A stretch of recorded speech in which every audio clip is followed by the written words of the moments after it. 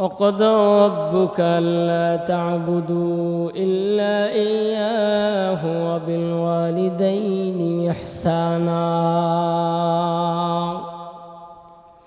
رب ارحمهما كما ربياني صغيرا আল্লাহ রাব্বুল আলামিন পবিত্র কোরআন মাজিদের বিভিন্ন জায়গার মধ্যে মা বাবার কথা যেমন সূরাতুন নিসা 36 নম্বর আয়াতে আল্লাহ বললেন ওয়াবুদুল্লাহা ওয়া লা তুশরিকু বিহি শাইআন ওয়া বিল ওয়ালিদাইনি ইহসানা। ও দুনিয়ার সন্তানেরা, তোমরা তোমাদের মা বাবার সাথে ইহসানা সৎ ব্যবহার করো।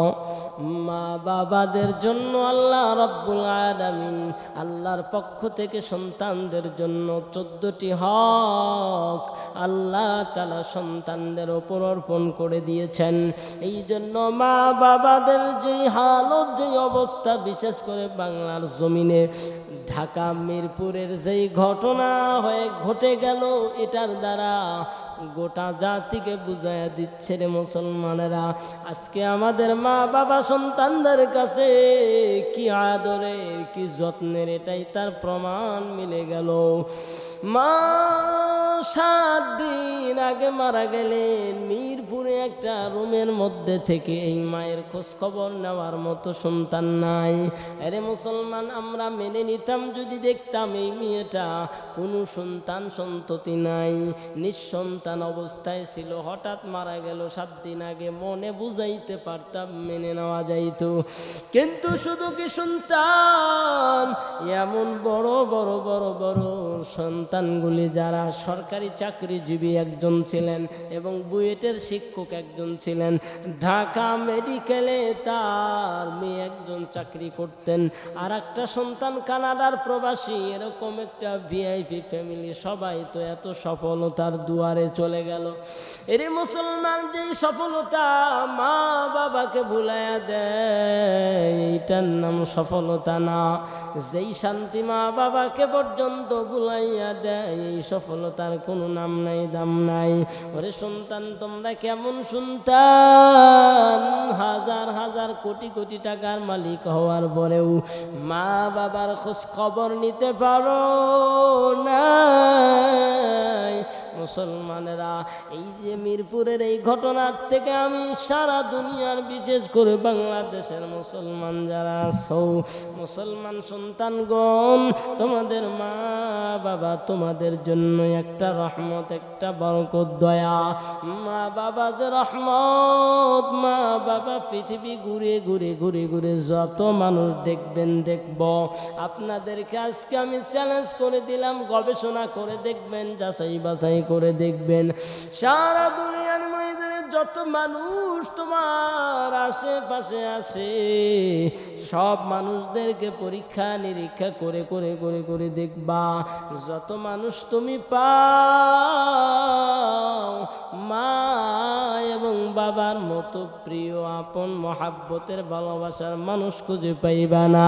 আরে মুসলমান, বাংলাদেশের হাজারো ইতিহাস, সন্তান মারে দইরা মারছে, সন্তান মাকে দইরা যখন মারে, মেরে মেরে যখন ভিন্ন একটা জায়গায় বৃদ্ধাশ্রমের মধ্যে রেখে আসে, মাকে বৃদ্ধাশ্রমে রেখে আসার পরে লম্বা সময়ের পরে মায়ের খোঁজ খবর নেওয়ার জন্য যখন বৃদ্ধাশ্রমে চলে গেল, সন্তান যাওয়ার পরে যখন মায়ের পাশে বসলো, মা ডাক দিয়া বলে, সন্তান, আমি তোমার কাছে একটা মাত্র আবদার জানাবো, একটাই মাত্র কথা বলবো, দ্বিতীয় কোনো কথা আমি বলতে চাই না। এইবার সন্তান ডাক দিয়া বলে, মা কেন একটা কথা বলবা, তুমি কি বলতে চাও দেখি বলো। মায়ে ডাক দিয়া বলে, সন্তান, আমার মাথার উপরে যেই ফ্যানটা আছে, এই ফ্যানটা দীর্ঘ সময় হলো আমার মাথার উপরে ঘোরে না, এই ফ্যানটা তুমি ঠিক করে দাও। কেন মা তুমি এই ফ্যানের কথা বলো? আমি তো তোমার এখান থেকে নিয়ে যাব, আর তোমার বৃদ্ধাশ্রমে রাখবো না। মায়ে ডাক দিয়া বলে, বাবা তুমি তোমার সন্তানদের দিকে বড় তাকাইয়া দেখো, তুমি যখন আমার মতো মাকে বৃদ্ধাশ্রমে রেখে গেছো, তোমার সন্তানদের আচরণে আমার মনে হয় তোমাকেও একদিন বৃদ্ধাশ্রমে রেখে যাবে। আর আমি জানি তুমি একটু ফ্যান ছাড়া ঘুমাইতে পারো না। এরে মুসলমান, মায়ের চিন্তা চেতনাটা কেমন? সন্তানের জন্য দয়া করে ডাক দিয়া বলে, ও আমার সন্তান, তুমি ফ্যানটা ভালো করে দিবা, কেননা তোমার মাথার উপরে যদি ফ্যানটা না ঘোরে তুমি কষ্ট সহ্য করতে পারবে না। এরে মুসলমান, মিরপুরের এই ঘটনার দ্বারা কি বুঝায়? এমন মা বাবাকে, মাকে অবহেলিত সন্তানগুলা, এইগুলারে আর আমি কাউরে কোরআন এবং সুন্নাহর ভিত্তিতে সুসন্তান বলা যাচ্ছে না। সরকারি চাকরিজীবী তুমি হইলা, মায়ের খোঁজ খবর নিতে পারলা না। ওরে মুসলমান, কানাডার প্রবাসী সন্তান হইলাও মায়ের খোঁজ খবর নিতে পারলা না। এমন তুমি কি কেমন সন্তান? 7 দিন আগে মা মারা গেল, ওই ঘরে কেউ ঢুকলো না, অথচ পাশের রুমে মেয়ে একজন থাকতো। এই মেয়েটা আবার কেমন মেয়ে? আজকে তো আমরা দুনিয়ার ময়দানে দেখি দুনিয়ার মেয়েগণ মাদেরকে বেশি মহাব্বত করে, ভালোবাসে, কিন্তু না তাকাইয়া দেখি মিরপুরের এই মেয়েটা তা করে নাই। মায়ের জন্য কত বড় বোঝা! কেমন মেয়ে গো মুসলমান! এই জন্য দুনিয়ার মায়েদেরকে, বাবাদেরকে অনুরোধ করে বলি, ও মা বাবা যারা হও, তোমরা তোমাদের সন্তানদেরকে কোরআন এবং সুন্নাহর ইলম যদি না দাও, কোরআন এবং সুন্নাহর ইলম যদি তোমার সন্তান না জানে, না মানে, তাহলে এই সন্তান মা বাবার দিকে তাকাবে না, মা বাবার দিকে সুনজর দিবে না, মা বাবার সাথে কথা বলার বচন ভঙ্গিও শিখবে না। মা বাবায় কথা যদি কষ্ট পায়, সন্তান পরক্ষণে ভেবে ভেবে চিন্তা করবে, মায়ে মনে হয় কষ্ট পেল, বাবায় কষ্ট পাইল। এই শিক্ষা কোরআন সুন্নাহর ভিত্তিতে পাওয়া যায়।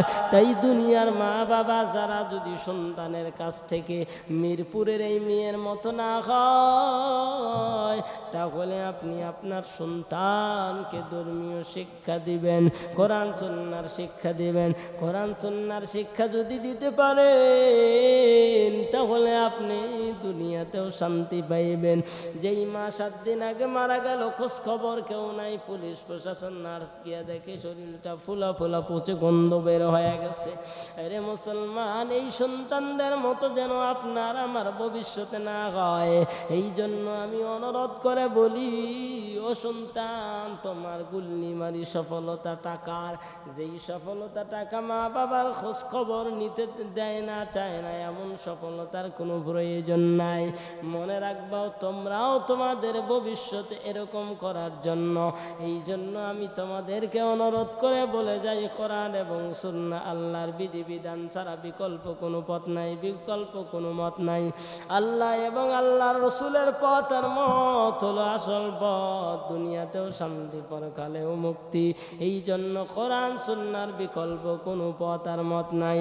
সবার জন্য অনুরোধ করে জানিয়ে দিয়ে যায়, আজকে এই মিরপুরের ঘটনার দ্বারা আমি অনুরোধ করে বললাম, ও দুনিয়ার মা বাবারা, সন্তান তো কম, এই মায়ে কষ্ট করে বানায় নাই।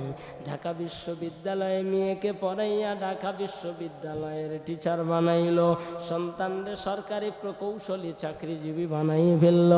আর এক সন্তান কানাডার অধিবাসী হয়ে গেল, আর এক সন্তান বুয়েটের শিক্ষক। এত বড় বড় বড় বড় শিক্ষিত সন্তান বানানোর পরেও এটাই প্রমাণ করে ওই সন্তানগুলার ভিতরে কোরআন এবং সুন্নাহর জ্ঞান না থাকার কারণে মা বাবার খোঁজ খবর নিতে পারে নাই। এই সন্তানগুলির মধ্যে যদি কোরআন এবং সুন্নাহর ইলম থাকতো, জ্ঞান থাকতো, মাকে এরকম অবহেলিতভাবে ফালায়া রাখতে পারতো না। এই জন্য সবাইকে অনুরোধ করে আবারও বলছি, মুসলমান, কোরআন সুন্নাহর কোনো বিকল্প না।